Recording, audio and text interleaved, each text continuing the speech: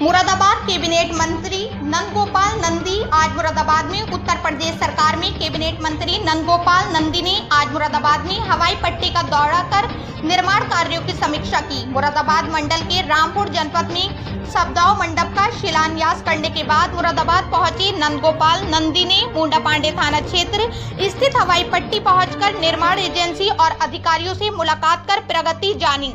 Cabinet मंत्री नंदगोपाल इसके बाद सर्किट हाउस पहुंचे, जहां उन्होंने पार्टी कार्यकर्ताओं से मुलाकात कर उनकी समस्याओं को सुना। मीडिया से बातचीत करते हुए नागरिक उड्डयन मंत्री नंदगोपाल नंदी ने कहा कि मुरादाबाद हवाई पट्टी के निर्माण कार्य को पूरा करने के लिए उन्होंने निर्माण एजेंसी को 10 दिन का वक्त दिया है और 10 दिन में हवाई पट्टी विमानों की उड़ान के लिए तैयार हो जाएगी। हालांकि उड्डयन मंत्री ने साफ किया कि मुरादाबाद से हवाई उड़ानों का संचालन सभी जरूरी औपचारिकताओं को पूरा करने के बाद ही संभव हो पाएगा।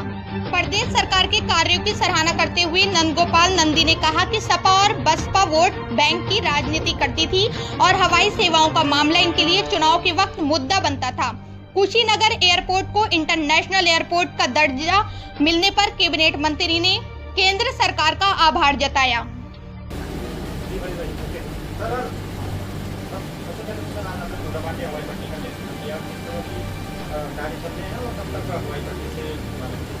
देखिए, उसमें मैक्सिमम सारे काम हो गए हैं।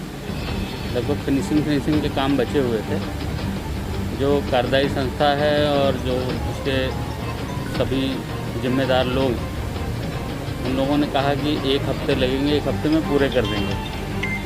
फिर भी मैं जा कर के देख कर के आया चारों तरफ। मैंने 10 दिन का टाइम दिया कि 10 दिन के अंदर ये सारे काम ख़त्म हो गए। तो ऐसा देख करके और जो अभी तक प्रगति है पूरा, मैंने पूरा जा कर के देखा और घूमा।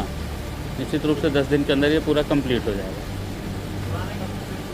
उड़ानें शुरू होने के लिए कई सारी फॉर्मेलिटी होती है, जैसे लाइसेंस लेना पड़ता है, एआई की अभी इसमें गुणवत्ता की सर्टिफिकेट की ज़रूरत होती है, ट्रेनिंग की ज़रूरत होती है। वो सारी चीज़ें हम लोग लाइनअप कर रखे हैं और पहले से ही उस पर जो फॉर्म या और सारी चीज़ें हैं वो की जा रही हैं। मैं यहाँ ये भी बताना चाहूँगा कि देखिए, माननीय मुख्यमंत्री योगी आदित्यनाथ जी की ने जिस दिन से सत्ता संभाली है, उस दिन से वर्षों से लंबित इस तरह के पड़े हुए सभी मामलों पर त्वरित निर्णय लेने का काम और एविएशन सेक्टर में जिस तरह का बदलाव आप देख रहे हैं, जिस तरह की चीज़ें देख रहे हैं, माननीय मुख्यमंत्री जी के दिशा निर्देशन में इस डिपार्टमेंट ने लंबी छलांग लगाई है। अब मैं बताऊं आपको, सेकंड बिडिंग हुई थी, पूरे देश में 25 एयरपोर्ट चयनित हुए तो 9 उत्तर प्रदेश के थे। तो इसी तरह से अलीगढ़, आजमगढ़, मुरादाबाद आप देख ही रहे हैं, बरेली है, श्रावस्ती है, सोनभद्र, मेवपुर है, ये सब जगह एयरपोर्ट बन रहे हैं। जेवर एयरपोर्ट जो विरोधी पार्टियों के लिए केवल और केवल स्वप्न बाग दिखा करके जब चुनाव आते थे तो चुनाव के समय वो जिन्न की तरह बाहर आता था, फिर ठंडे बस्ते में चला जाता था, चाहे सपा हो चाहे बसपा हो। ये लोगों को कभी इन सब चीज़ों से मतलब नहीं रहा कि हवाई कनेक्टिविटी अच्छी हो, ट्रांसपोर्ट सिस्टम अच्छे हों, रोडें अच्छी हों, हॉस्पिटल्स अच्छे हों। इनको केवल और केवल अपने राजनीति वोट बैंक के हिसाब से ही करते थे।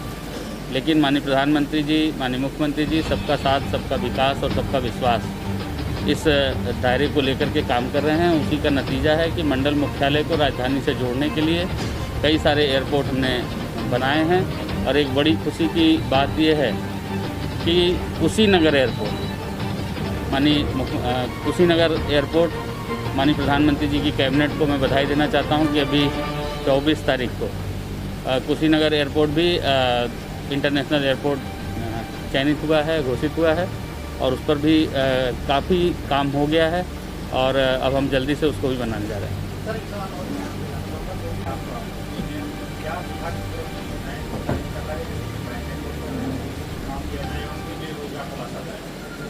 देखिए, अभी भी मैं रामपुर में एक सद्भाव मंडप का शिलान्यास करके आया हूँ। माननीय केंद्रीय मंत्री मुख्तार अब्बास नकवी जी के साथ वहाँ पर करके आया हूँ। 92 करोड़ रुपए का एक सद्भाव मंडप बन रहा है, जिसमें स्किल डेवलपमेंट के लिए भी, सांस्कृतिक कार्यक्रम के लिए भी, बाज़ार हाट लगाने के लिए भी, जैसे एग्जीबिशन लगाने के लिए भी।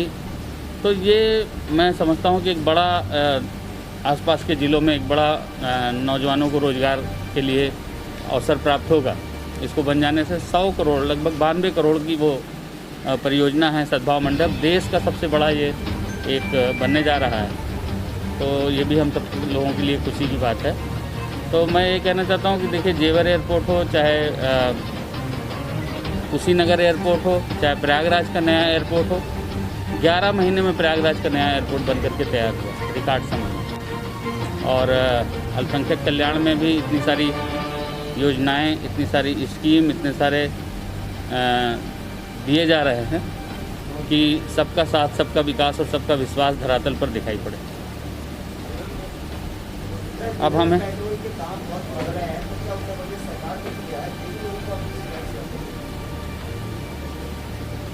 क्या कह रहे हैं?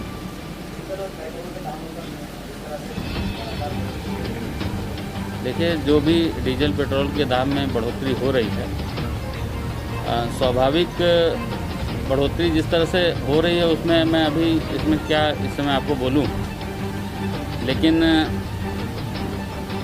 हमारी सरकार किसी भी तरह से लोगों के हित के लिए, लोगों के सुविधाओं को ध्यान में रखते हुए जो भी कदम उठाए जा सकते हैं वो उठाने का काम करें।